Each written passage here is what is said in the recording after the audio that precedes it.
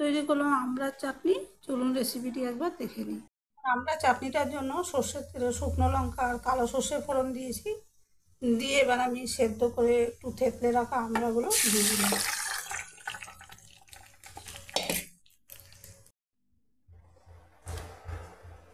এবার আমড়ার চাটনিটার মধ্যে আমি এই যে গুড় মেশাচ্ছি, দেখুন একটু টক হয় তাই জন্য আমি একটু বেশি গুড় মেশাচ্ছি।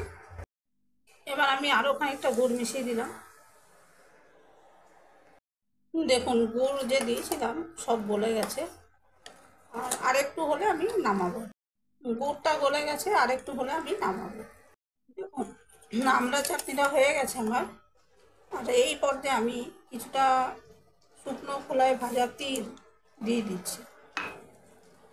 কেউ যদি রেসিপিটি ট্রাই করেন নাও দিতে পারে, আমি দিই। আমি নানাভাবে করি চাটনি, আজকে এইভাবে করছি। এবার আমি অফ করে দেবো, রান্নাটা আমার হয়ে যাবে। দেখুন এই পর্যায়ে আমি একটু বিট নুন মিশিয়ে দিলাম। এতে কিন্তু কোনো গুঁড়ো মশলা আমি দিচ্ছি না, মানে পাঁচফোড়ন ভাজা গুঁড়ো বা জিরে ভাজা গুঁড়ো। চাটনি তো অনেক রকম হয়, আজকে এইটা করছি।